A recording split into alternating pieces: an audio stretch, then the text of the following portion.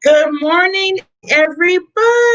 It is Monday. We are back for another week. Every time I look around, we're getting closer and closer to 2021. And I'm like, oh my God, I'm counting the days. It's like, well, it's funny. There's a mixture of people right now. There's some people like, yes, get to 2021 really quick.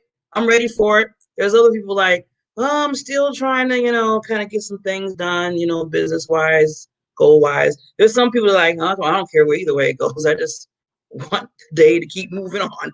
So we got those three categories. But whatever the three categories are in your life, always make sure that you understand. I have my little quotes and stuff that you got this, And what I mean by that is, I don't care what's going on. I don't care how's it going business-wise or in your personal life. You got this. And it's up to you. Not anybody else. See, a lot of people, we put things because of things that are going on around us. And I keep telling people, you have to keep that peace in you. You're the one who has to make the decisions if you're going to go left or if you're going to go right. So make sure that any type of decision that you're making, be it we're in December, be it when we go into January, that you're making those wise decisions based on what you want and what your goals are, and not so much about what's going on around everywhere else. Now, I know we can't be oblivious to what's going on around us. I mean, of course, we know we got to be safe. You got to put your mask on. You have to make sure that you're checking the news here and there. Myself, I'm going to be honest with you. I don't watch the news every second of the day, like some people I know in my life. And it will drive you crazy because you're just getting paranoid. You still have to live. But be safe and use wisdom. And I always tell people that. So just remember that no matter what, you got this because you have to make those decisions. Okay, now I have my quotes. Now this quote I have today, a little bit long. So I'm gonna read it slowly, but it's really good. It's something that what I'm really talking about right now is something that you can take on. It's called Your Time is Limited. And this is by Steve Jobs. Your time is limited, so don't waste it living someone else's life. Don't be trapped by dogmatic, which is living with the results of other people's thinking. Don't let the noise of others' opinions drown out your own inner voice, as I was talking about before. And most important, have the courage to follow your heart and intuition. They somehow already know that you truly want to become. Everything else is just secondary. So saying all that, we only have one life to live. Don't live somebody else's life. I always tell people over and over again, you're here for a reason and purpose because of your skills, your gifts, and what you know. Not so much about what I know or what, and the famous Iqbal is going to come on in a minute. And I can't be Iqbal. Iqbal can't be me. And I would want to be because he's his true genius. And I'm my true genius. And, that's why when we collaborate together, and I always talk about collaboration, it's just a phenomenal thing because we're bringing our own geniuses together to create something even better. And that's everybody that's on this platform, the guests that I bring in. So, but be you, be your individual self. And that's just so, so, so important. So with that, let's get started.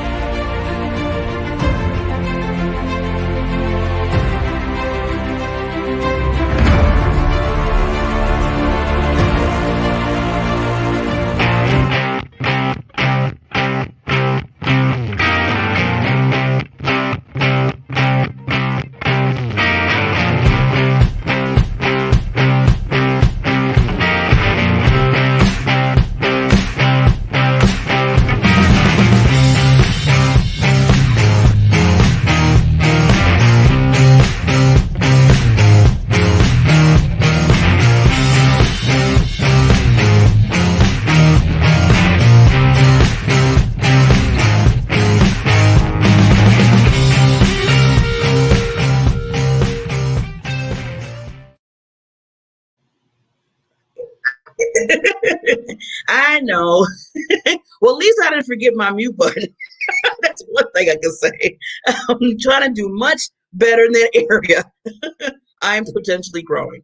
So with that said, I just want to remind everybody again, I am so proud of this show. I am so proud of people supporting us, and I'm so proud of the people that come on to give you their wisdom, to give awareness, like Iqbal and Barry and Madeline and Harlan, because I said last week that I got my numbers finally for the month of November, and we have over 11,000 viewers that are watching this show. This show. So I'm like, yay! Because I was a little bit concerned because I was like, is anybody watching us?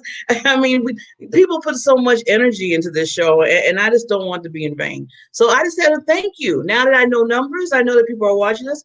It's going to get better. So look, in 2021, we are about to raise the bar here. You're going to see some wonderful people come in. You're going to see some things that I want to kind of make more awareness of. We're going to get some raw things going out too. I mean, we need to know this is not all fluff. So we want to make sure that you understand what's going on within the world so you can be prepared and doing what you need to do in life and what you do in business and in your personal life. So with that said, we're going to do a quick sponsor, and then we're going to bring on Mr. Awesome. Here we go.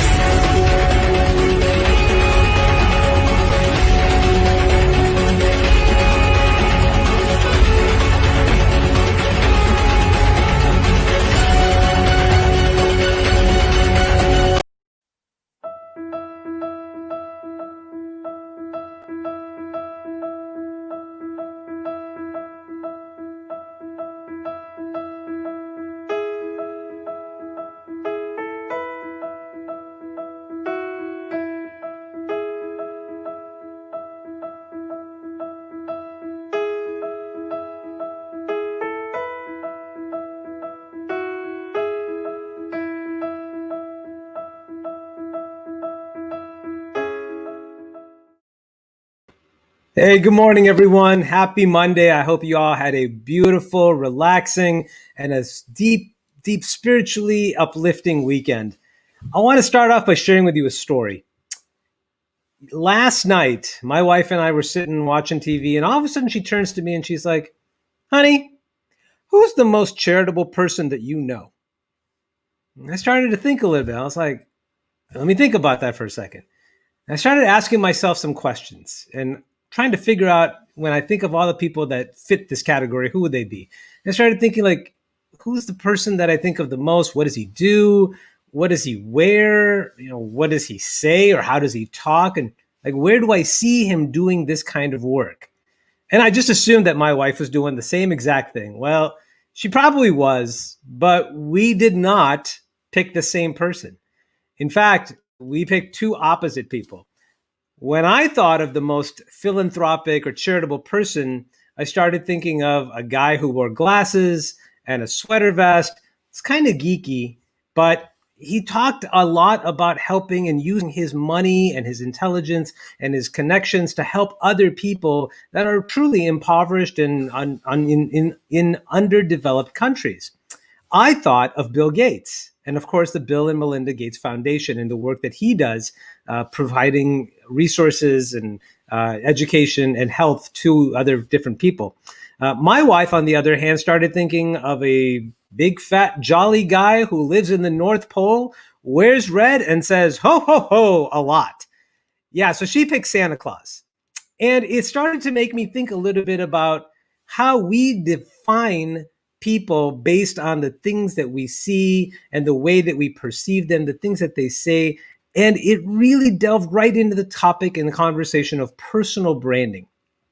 Now, when you think about personal branding, most people, are familiar with the term, and they understand that for business purposes, for career advancement purposes, even from a leadership perspective, a personal brand is something that people should work on. But we're instinctively drawn to a corporate brand, right? We can identify a company by their logo or by their tagline or the work that they do.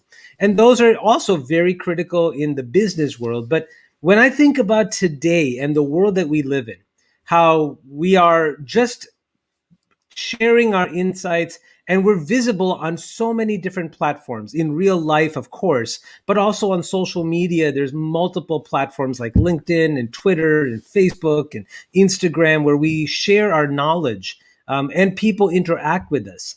But what is the perception that they have of us through those lenses? That's where your personal brand needs to be focused upon, investigated, and designed, handcrafted by you. Now, today we're going to talk about personal branding, but more importantly, the questions that need to be answered really will fall into a few categories.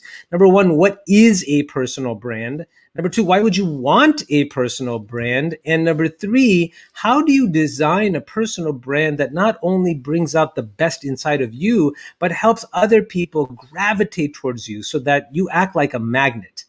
That's what we're going to be doing today. And for those of you just joining, good morning. My name is Iqbal Acha. I'm a career consultant, a leadership coach, and a personal branding expert. For the last 20 years, I've been helping Fortune 500 companies, small businesses, and nonprofits attract new audiences, hire talented people, and develop a new generation of leaders. Today, I run Acha International Consulting, and I help students, professionals, and executives advance their career, build better brands, and create a leadership legacy. Now, going back to what we were talking about from a personal branding perspective, what is a personal brand? So, as I mentioned earlier, a corporate brand is the face of the company, which is a non-entity in front, or which is an entity, not an individual, in front of other people. A personal brand is very similar to that perspective. Think about how often you are either interacting with people on social media, or if you are in real life and you're meeting other people, you're networking, there's a perception of you that's being created in every single interaction that you are having with someone else. Whether it's the way that you shake your hand, whether it's the statements that come out of your mouth, even before all of that, when you walk into the room, do you have a magnetic presence that suddenly attracts people to you and they now associate that image to who you are? A personal brand is not just a reputation, but an image that is designed of you, by you, and for others through that process. A personal brand can be designed and created for you if you do not take control of what that narrative looks like. We're going to use the word narrative a lot in today's episode because when we think about how we define someone, like the story I gave you last night about myself thinking of Bill Gates and my wife thinking of Santa Claus, we both had a story in our heads about who the most charitable person or who the most philanthropic person might be. Now, again, based on reality, I've never met Bill Gates. Clearly, Amy, I would hope, has never met Santa Claus in real life, right? But in our minds, we've created a story based on news articles, videos, stories that people have shared with us, and just different things over the years that cement an image in our minds of what that person is and who and what they believe in. So having a personal brand is critical if you are interested in getting promoted or leaving your current job and finding another job. It's also important if you have your own business and you're trying to promote your business and what it stands for. And even if you are comfortable in the role that you're in, you still act inadvertently as the face of your organization. And therefore, if someone is attracted to you, they're going to be more interested in the company that you work for as well. So designing a personal brand is going to be critical in today's world, and especially because so many years have passed and now we have different platforms where we are being looked at or we share our thoughts and insights in that process. Now, again, the purpose of a personal brand is to be able to define really who you are and be able to share that with others. When I work with my clients, one of the things that I go through the process of identifying is who they believe that they are and what principles that they stand on, right? Everyone has values, everyone has different morals that they place in a higher priority level, and everyone has a different vision, a mission, and a goal. And those are critical things that every client of mine has to work through before we ever start creating a brand that they feel comfortable, confident, and competent enough to push out. So when you think about designing your personal brand, you should be able to take a step back and think about all of the things that you are putting your energies and efforts into.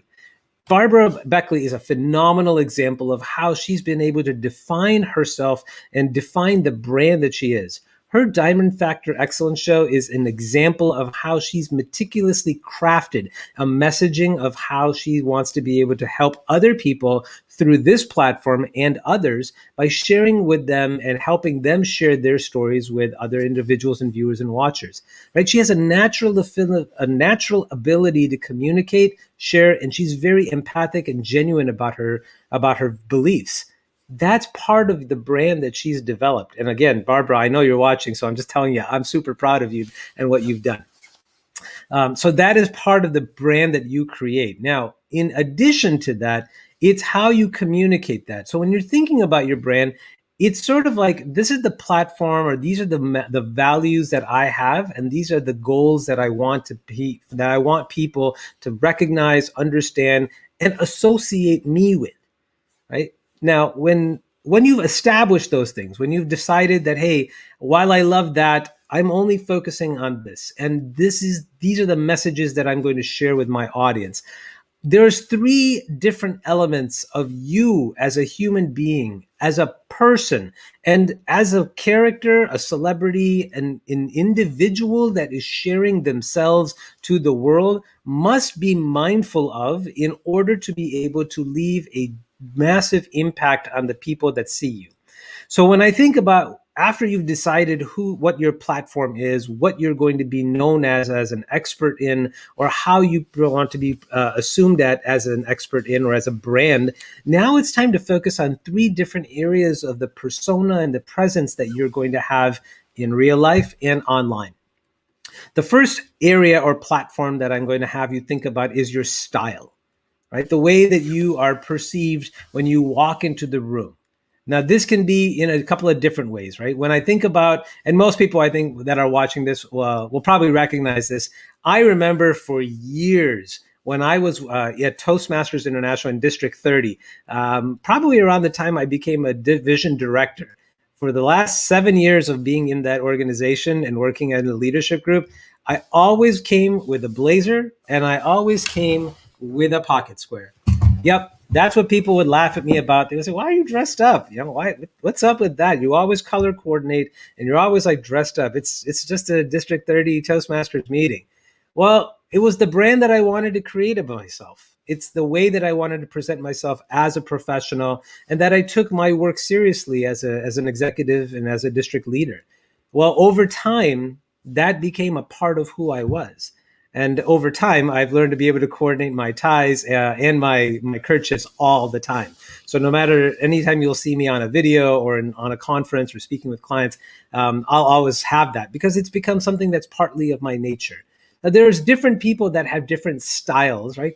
Attire is one. There are some people who just love the color purple, and that is the entire brand.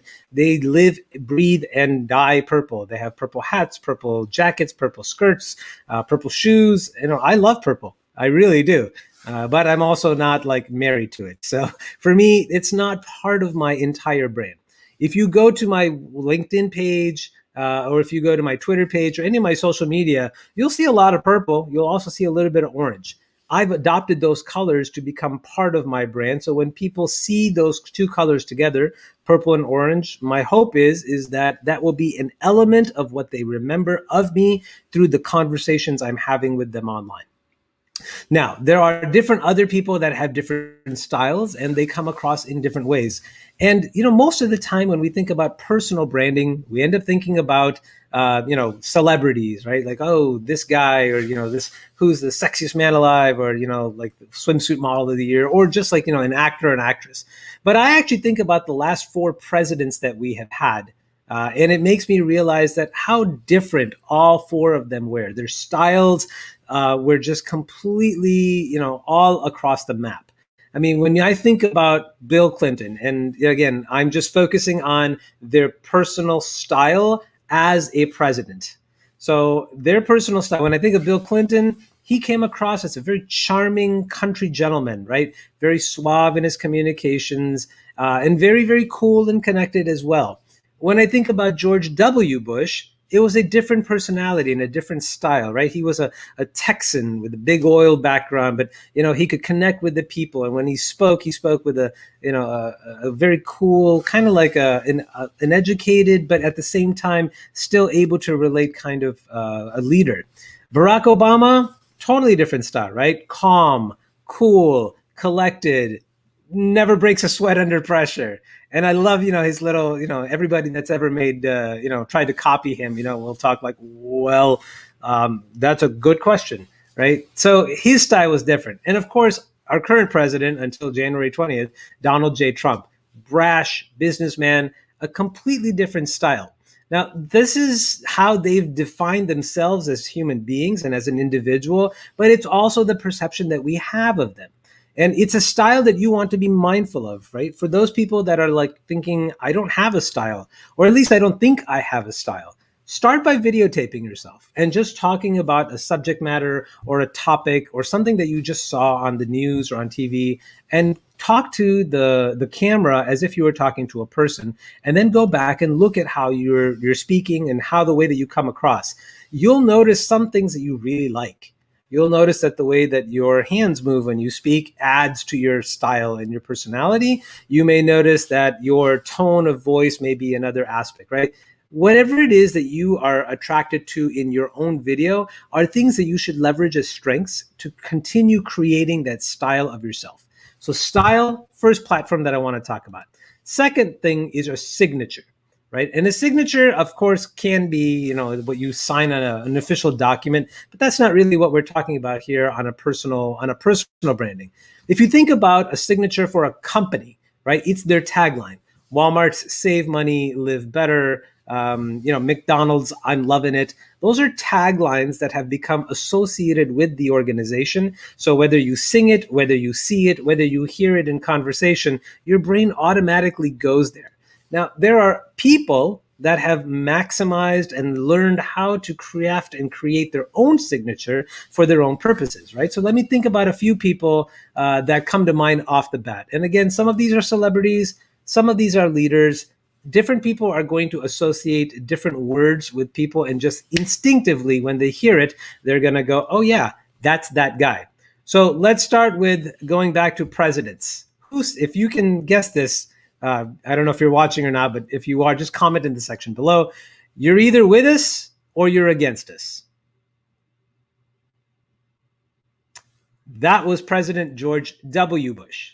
How about this one? All right, all right, all right. That's Matthew McConaughey. How about shoot for the moon? Even if you miss, you'll land among the stars. If you guess Les Brown, you're correct.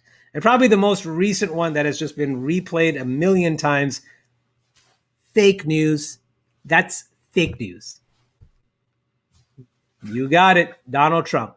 Now, those are words that they have capitalized on and used over and over again in their speeches, on video, in interactions with other people. But because of the repetition, and because it's their version and their constant repetition of those words, it's become their signature, right? And for those of us that are working to try to develop our own signature, whether it's for a business, whether it's for an interview, whether it's to promote the company that we work for, I will tell you that you can design your own, but before that, you need to be comfortable with using someone else's. For example, we're all very infatuated and enamored with quotes. When I worked at Walmart as a regional talent specialist, in every phone call, in every voicemail, on every email, I would quote Lao Tzu, a Chinese philosopher, that says, do what you love and you will never work a day in your life. And for about 8 years, that quote was attributed to me. Now, I always gave credit to Lao Tzu because that's where it came from. But in the world and the industry that I worked in, that became my signature. Now, for those of us that are still wondering, like, hey, how am I supposed to craft my own signature?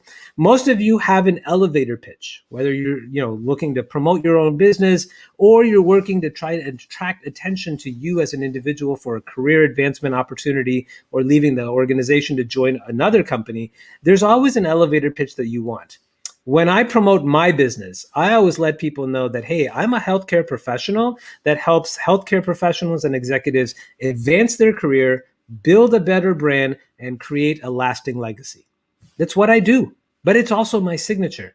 So if you ever visit my LinkedIn page or you watch these videos, you're always going to hear me say those three things. I help people advance their careers, I build better brands, and I create a lasting legacy. And in turn, you should be able to craft a elevator pitch or a signature statement that can be attributed to you. So when other people hear it, they'll automatically think of you. The third aspect of your personal brand is speech or substance. Now, these are things that you talk about, or you speak on, or you write articles about, or in conversations with other people, are the subject matter expert on this topic. So, who do I mean by this? Like, give me an example, Iqbal, of who you're talking to, because I'm having a really difficult time recognizing like who that would be. So in the realm of spirituality or religion, the people that come to mind instinctively to me from a spiritual perspective is Deepak Chopra. From a religious perspective, I think of Bishop T.D. Jakes, Joel Osteen, Mufti Menk, and a large number of other people that leverage social media platforms as well as conferences in real life to talk about the main subject matter of interest to them, religion. They are experts in their field, and it's all that they are talking about. Now, they may talk about different aspects within that area, within that science, within that field, but that's what they talk about. You will never hear Joel Osteen talking about how to bake a tiramisu cake, right? Or Bishop T.D. Jakes talking about this is what a short stock looks like, or the long term investment of Coca Cola, right? Those are not their areas of expertise, even though as human beings, they probably do interact and have financial interests. It's not their platform. The speech and the substance of their conversations are directly tied to their one main topic. Now, outside of that, from outside of spirituality and religion, when I think of banking and finance, as I said, Bishop T.D. Jakes, Joel Osteen, Mufti Menk, none of these people come to mind. Who does come to mind for me? Stephanie Rule and Susie Orman. Both of these individuals have done a phenomenal job over the years talking about finance, talking about business management, and they have built an entire platform on giving advice to viewers and watchers and having them become basically followers, right? Whenever I hear Susie Orman talk, I stop. I stop and I listen because I know that somewhere in the next 5 minutes, I'm going to learn something from her and I'm going to be able to make it an actionable item for myself. I will benefit, my wife and my family will benefit, and I will be grateful to Susie for what she shared with me. And then I'm going to go tell 10 other people, hey, I just heard Susie Orman say this. You should check her out. That is part of the branding process. And again, a personal brand is developed over time. So we've talked about three areas of where you need to start, and either start developing your personal brand or nurture your existing brand and grow more into an expert and more prolific in what you do. We talked about your style, how you physically come across, the way that you move, the way that you are perceived by others. You can also talk about your signature, right? Your catchphrase, an elevator pitch, something that represents and showcases in a very short statement either a little bit about what you do or a catchphrase that people will automatically attribute to you and go, hey, that's the guy, right? All right, all right, all right. And then the last one, of course, is your speech or your substance, things that you talk about that you become known as the expert in. I hope that when I speak, when people speak of me, right, they talk to me, they talk about me and refer clients to me because I've helped an organization lead it to success. I've helped clients, move into a new job or promote within their career. And I've also helped design people's branding online and how to communicate on conferences and on stages.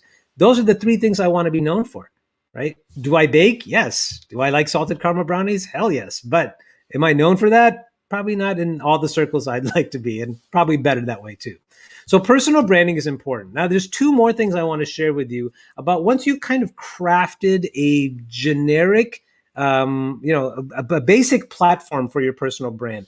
It takes time, right? It's not something that happens overnight. You can't just wake up one morning and says, "Hey, this is my brand and everyone's going to love it." No, you have to be able to sequence the way that your brand is doled out, right? And so for those of you that are working on this, and I know I'm speaking to an audience that is on different extremes, right? Some people are just starting out in the industry. Maybe they've graduated from college, or maybe they've just started their business and they're not a known entity yet.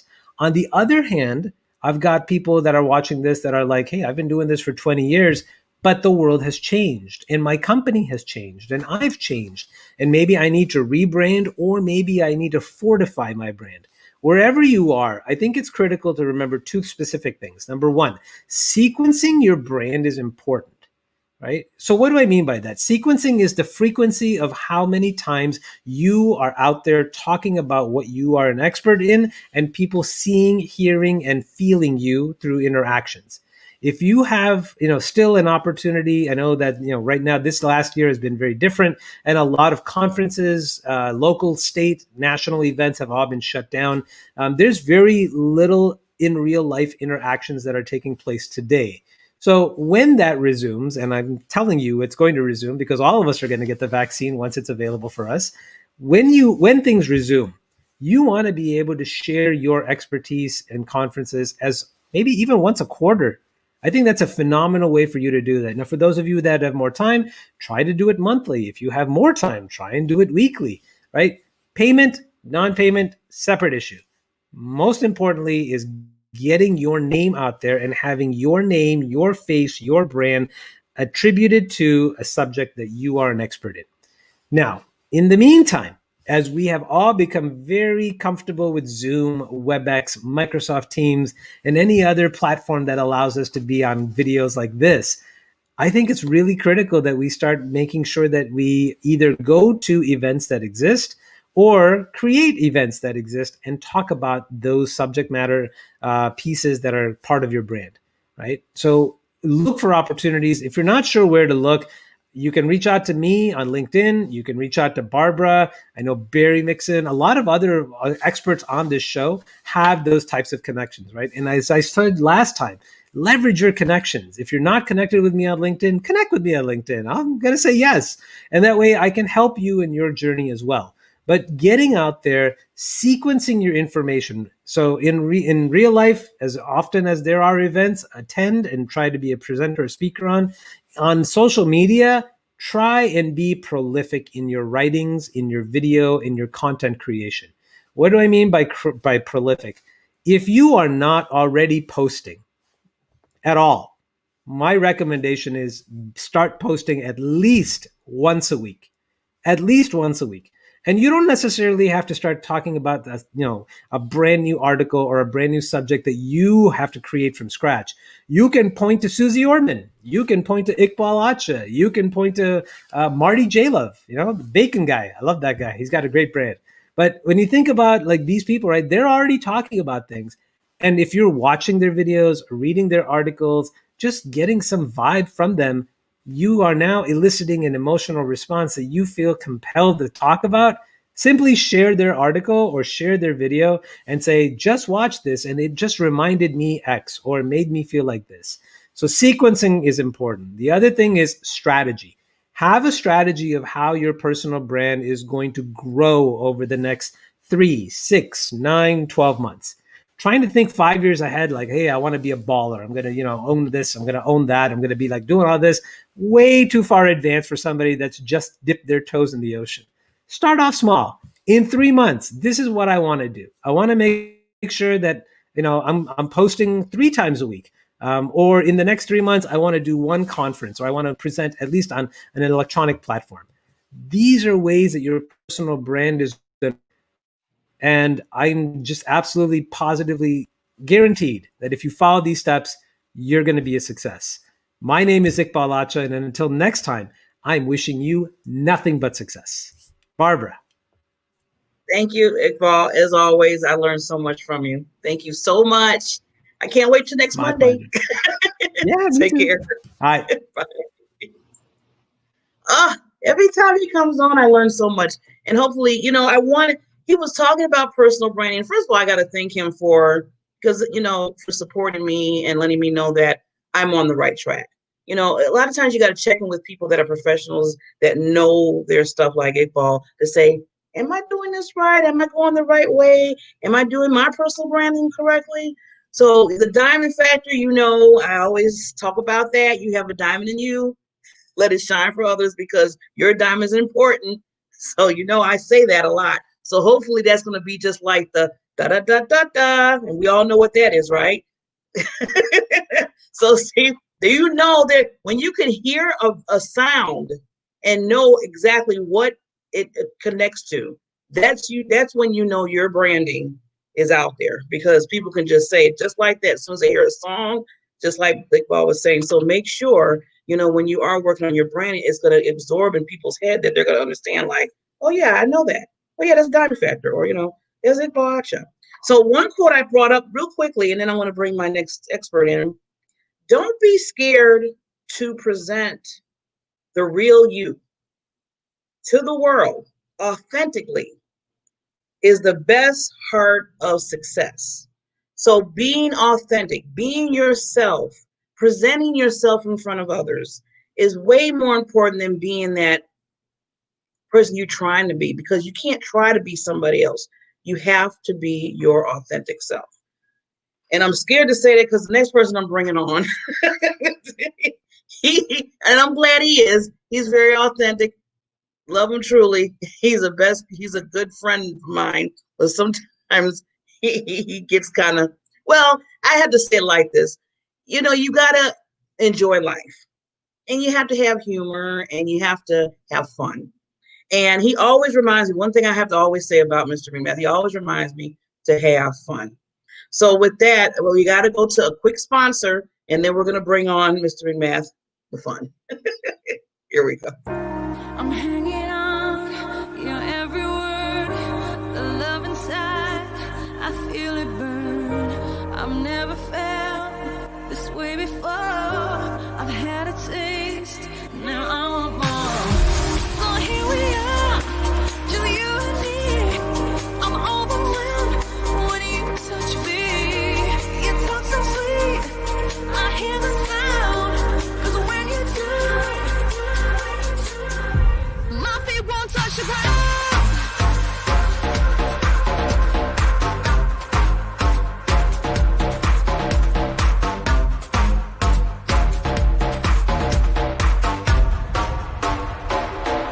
My feet won't touch the ground.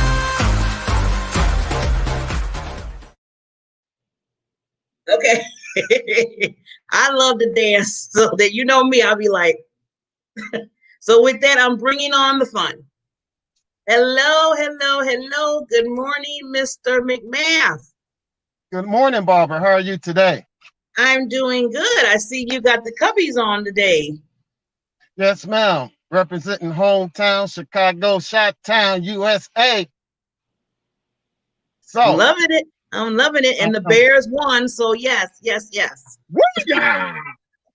So Kevin, we were talking about unjust laws, and no, that's wait, why I'm before starting we off. whoa, whoa, whoa, whoa, whoa, whoa. Before you Whoa, start the whoa, whoa, whoa. unjust laws and doing that, what's with the Yeah. mask? Can you, I know That's you're in the part car. of the that's part of the unjust laws that some people say.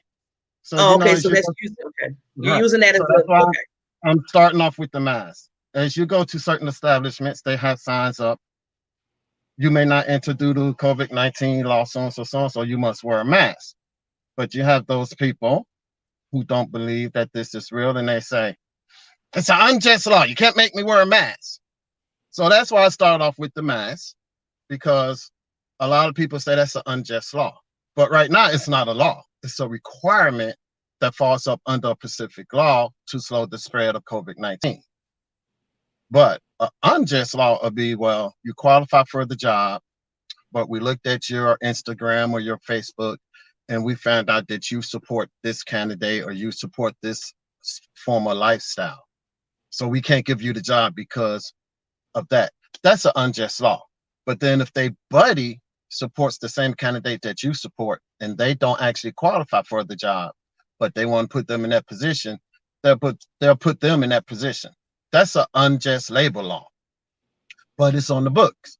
It's like you have states that's an at-will state, like the state of Georgia that I currently reside in is an at-will state, meaning you can do nothing wrong and you can come in and they can say you're fired. But if you don't know the law, you would take that at value and leave your job. But at will actually means that they have to have a paper trail saying that you were late, you violated this procedure, you violated this protocol, you violated this human resource guidelines. So now that you have 5 or 6 violations within a 6-month period, we're going to terminate you, even though you're a good worker and you do your job when you're here. But because of these steps, we're firing you. I had a case where I was working for an agency in Georgia, and I was working in correction, and the inmate threatened me. And I told him, if you do that, you're going to go see the nurse. Did not know he was related to the associate warden, which he shouldn't have been in that institution because he's related to the associate warden. He went and told the associate warden about an hour before I got off there. It's like, the associate warden wanted to see you in his office. I'm like, okay, cool. He said, did you threaten so-and-so? I said, no, sir. He said you threatened. I said, no. He said he was going to hit me. And I told him if he do that, he will go see the nurse. Does that sound like a threat? Because anytime there's a scuffle between officer and inmate, you both have to go see the nurse. So I'm just telling him the truth. So in turns, he says, I'm going to terminate you, but do not go to the unemployment office for 5 days. Okay, me that I read, I'm not the brightest man on the planet, but I do know, because I've always worked, the day you get terminated, you go and apply for your unemployment. So when I went down there and I gave them the gentleman's name, they said, so why you came down and the other guys didn't come down for 5 days? I said, well, see, he told them that and they followed. I said, but my belief is if I don't come down here for 5 days and I'm scheduled to work the next 3 days, when I do come in and apply, he can say, well, he didn't show up for work. So in turns, this gentleman ended up getting terminated from his job, and he ended up getting a healthy fine out of his personal pocket. And he can't work for any law enforcement agencies in Georgia anymore because he was letting people go and denying them their unemployment by telling them not to go to the unemployment office for 5 days, that he was going to put the paperwork in. No one can put your unemployment paperwork in except during a pandemic, like what we have right now. So you don't have to know every law, but you have to know the basics of laws that pertain to you that are unjust, so you can be justified when you go and proceed to get your rights that are entitled to you by the Constitution and by the amendments of the United States of America. Okay, so let me ask you a question. So I know we're talking about unjust laws. So there's laws put out there. You know, we have our laws, and then we have people. And this is what I'm thinking. We have people like the police and all that, which unfortunately you have some that are not right. And they take the law into their own hands and do something a little bit different than what the law is saying. So is it so much as an unjust law, or is it the law is there, but then people that is in authority is taking it onto their own way of how they do things? Well, the thing about the law, you can read it one way, I can read it another way. Example, you can say, I stopped for 1 second. But if a cop's sitting there, he may say you didn't stop long enough and still say you ran the stop sign. Just like you can turn left on red. Most people, when they come to a red light, if there's no traffic coming, they just proceed to turn left. You actually ran the red light because you did not stop. But it's up to that cop to determine if you're worthy to get a ticket. And then the other part that plays into that depends on who he sees in the car. So say you coming from a Christmas party or a Christmas event, it's holiday season, and he see 4 black guys in the car and they got their dreads and they're just pulled up to the red light, slow down and turn. Now, if he say that they look suspicious or they were acting suspicious, he'll follow them and call for backup because there's 4 guys in the car, and then he'll stop them. Now, was he wrong for stopping them? No, but he was wrong for prejudging them by having all these other cops come when they were doing nothing wrong but coming from a Christmas party. And most guys that's in a car aren't about doing wrong. It's like my oldest son. He has dreads down to his back.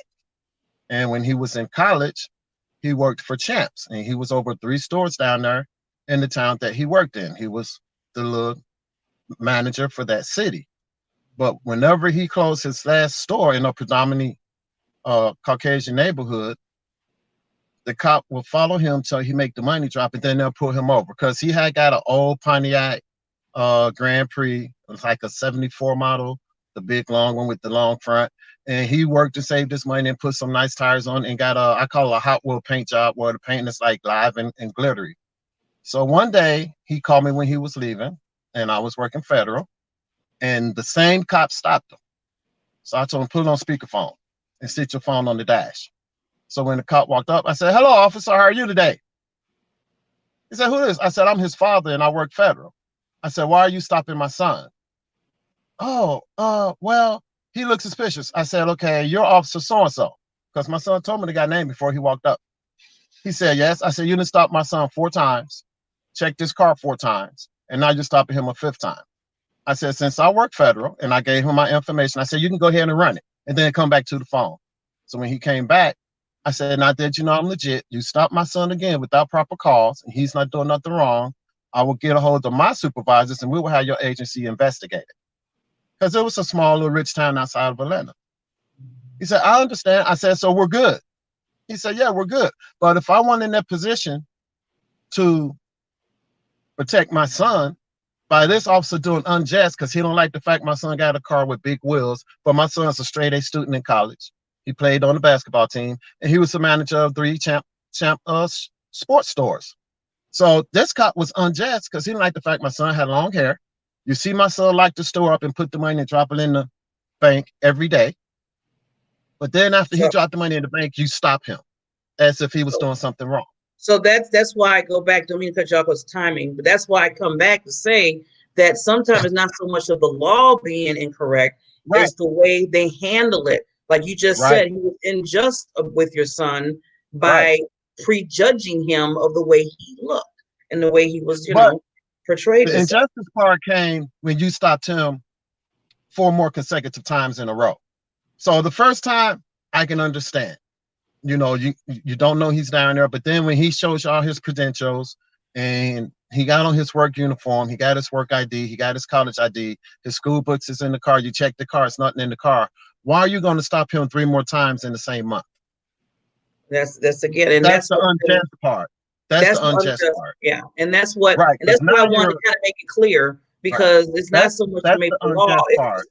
It's basically how people are taking that law and using it to their advantage. They're prejudging. They're the way they look at people to say, okay, this is how I'm going to use this, and I'm going to try to back it up with the law that's already there, but do their own little thing. But now what you're trying to do, you're trying to entice that individual to get hostile with you because you're constantly taking time out of their day, and you're going to stop them once, you're going to stop them again, you're going to stop them with other or your police buddies that think like you do, to try to see if you can get him to act out in a violent way, so you can say this is just another black guy with dreads that may be associated with gang, because that's the first thing they always say. Oh, he's probably associated with a gang because he has long hair.